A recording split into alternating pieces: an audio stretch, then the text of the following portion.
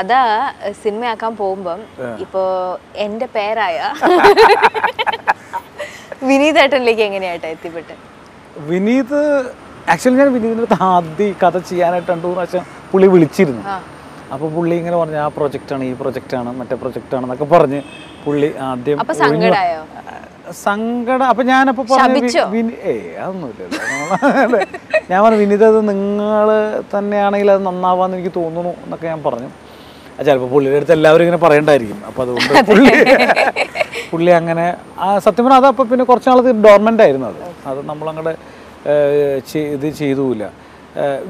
ആ പോയിന്റിലേക്ക് എത്താനായിട്ടുള്ള പ്രധാന കാരണം എന്ന് പറഞ്ഞാൽ ഈ കഥാപാത്രത്തിന് ഇപ്പോൾ ഒരു സിനിമക്കാരൻ അല്ലെങ്കിൽ ഒരു സിനിമ അസിസ്റ്റന്റ് ഡയറക്ടറായിട്ട് നിൽക്കുന്ന ഒരാൾ എന്നൊക്കെ പെട്ടെന്ന് നമുക്ക് ആൾക്കാർക്ക് ഐഡന്റിഫൈ ചെയ്യാൻ പറ്റും.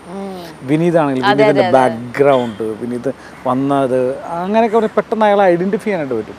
പിന്നെ നമ്മൾ ഉദ്ദേശിക്കുന്ന ഈ ഒരു സ്ട്രഗിൾ ഒക്കെ കടന്നു പോകുന്ന ഒരു ഫേസ് വിനീതിലുണ്ട്, ഒരു കാച്ചി ഫേസ്.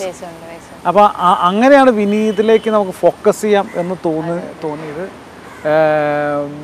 പക്ഷേ ഇതിനൊരു പ്രധാനപ്പെട്ട റോൾ എടുത്തത് ശരിക്കും ലാൽ ജോസാണ്. ലാൽ ജോസായിരുന്നു നമുക്ക് വിനീതിനെ തന്നെ അത് ചെയ്യിക്കാൻ. ലാൽ ജോസും ഒക്കെ കൂടി സംസാരിച്ചു. അങ്ങനെയാണ് ശരിക്കും പറഞ്ഞാൽ അങ്ങനെ ഒരു ഫൈനൽ സ്റ്റെപ്പിലേക്ക് അത് വരുന്നത്.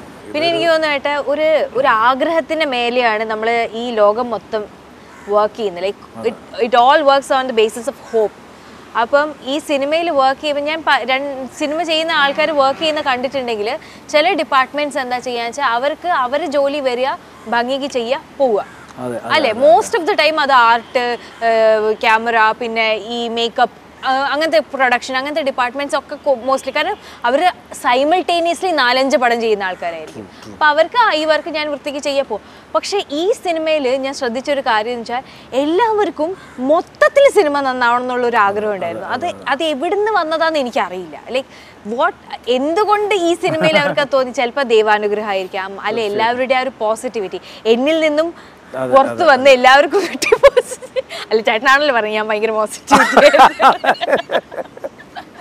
അല്ല അതുകൊണ്ടായിരിക്കും എല്ലാവർക്കും നമ്മളുള്ള സ്നേഹം ഉണ്ടായത്. കാരണം എൻ്റെ ഈ വർക്ക് ചെയ്ത എല്ലാ ക്രൂ മെമ്പേഴ്സും പേഴ്സണലി ഞാനായിട്ട് വളരെ വളരെ അറ്റാച്ച്ഡ് ആയിട്ടുള്ള ആൾക്കാരാണ്. ഒന്നുമില്ല ഞാനല്ലേ ഞാൻ അല്ല. അപ്പൊ ഈ ഒരു ആഗ്രഹത്തിന് മേലായിരിക്കും ഞാൻ പറയുന്ന ആ ഒരു ഔട്ട്പുട്ട് നന്നായിട്ട്. ഈ ആഗ്രഹം തന്നെ ജനങ്ങളിലേക്കൊക്കെ സ്പ്രെഡ് ചെയ്തിട്ട് ഈ ഒരു വലിയ ആഗ്രഹം ജനങ്ങളിൽ ഉണ്ടാകട്ടെ.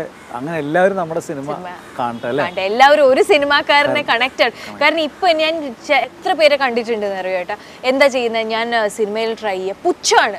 ഇത് നെക്സ്റ്റ് റിയാക്ഷൻ ഇവരൊക്കെ എന്താവാനാ. അങ്ങനെ പുച്ഛങ്ങൾ ഏറ്റുവാങ്ങി വരുന്നവരിൽ എനിക്കൊന്നൊരു 20% ആൾക്കാർ മാത്രം എന്തെങ്കിലുമൊക്കെ ആവുന്നു അല്ലേ. ബാക്കിയുള്ളവർ പേടിച്ചിട്ട് അല്ലെങ്കിൽ ഒരു പോയിന്റ് ഓഫ് ടൈം ആകുമ്പോൾ അവർ ഗിവ് അപ്പ് ചെയ്യും പല റീസൺസും കാരണം. പക്ഷെ ഇത് ചിലപ്പം ആ ഒരു രീതിയിലൊരു പ്രചോദനമായിരിക്കും ഈ കരിയറിനെയും സപ്പോർട്ട് ചെയ്യാനും അപ്ലിഫ്റ്റ് ചെയ്യാനും ഇനിയും ഫാമിലി വൈസും ഫ്രണ്ട്സ് വൈസും ആ ഒരു സപ്പോർട്ട് ഉണ്ടാവാൻ ചിലപ്പോൾ ഇറ്റ് മൈറ്റ് വർക്ക് ഔട്ട്. നമ്മൾ സംഭവം ചെയ്തിരിക്കുന്നത്. Thank you so much. All the best. Yes.